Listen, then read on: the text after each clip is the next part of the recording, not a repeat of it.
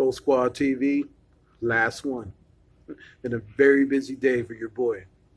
And I wouldn't have it any other way, man. Got to keep cooking this content. Let's check this out. My check, 1 2 1 2. Gold Squad General. B being a basketball aficionado.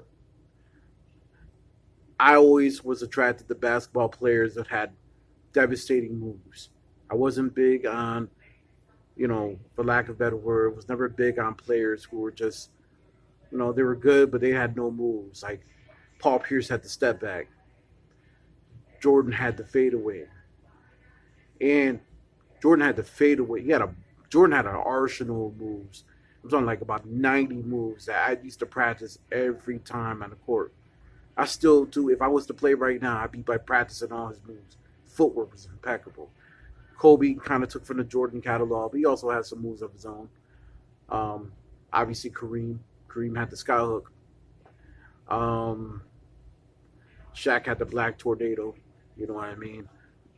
And then Patrick Ewing had his signature 15-foot jumper. I want to ask y'all a question.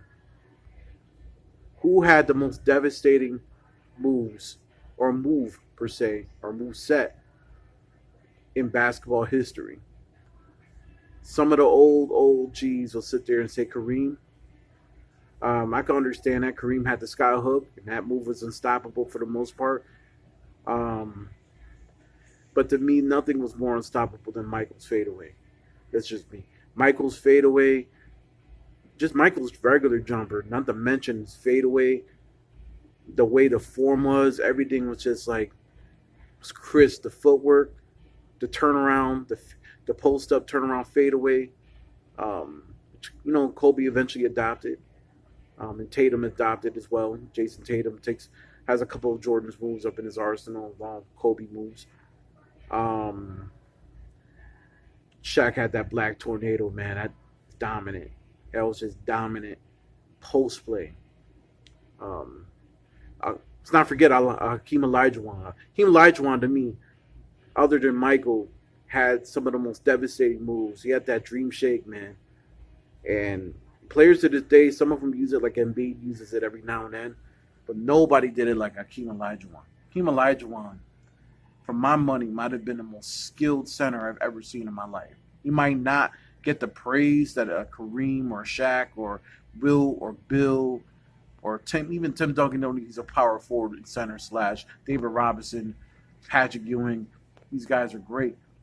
But Olajuwon had a arsenal of moves. A man moved like a guard. He was about 6'10", 6'11", with dribble ability, almost like, the commentators used to say it all the time when David Robinson was guarding him back in '95. I remember the old VHSs. It tells me I'm old. I am dating myself. How he got bamboozled. Yeah, let me say it again. Bamboozled. And mind you, David Robinson won MVP that night and was celebrating with David Stern. Rest in peace. Man, I forgot he even went this year. There's so many devastating deaths. But yeah, Olajuwon was the Don. He had all those different moves. Some of the games he had were crazy. One game he had against Seattle was like he had 49 and 17 and like 8 blocks. He lost that game in double overtime, but I was like, wow. And this is like '89. Xavier B. Daniels, Supersonics back in the days. This is like when Sean Kemp was right, maybe 89 going into 90 or like 88 going into 89. So it might have been 88. Sean Kemp wasn't there yet. I just did a blog on him earlier. But who do you think had the most devastating moves of any NBA player or move set? Let me know in the comment section down below. It's the last one, y'all. I gotta go handle some biz. Gold Squad TV. Signing out. See y'all tomorrow. Got some special stuff going on tomorrow. Y'all gonna be entertained. Salute.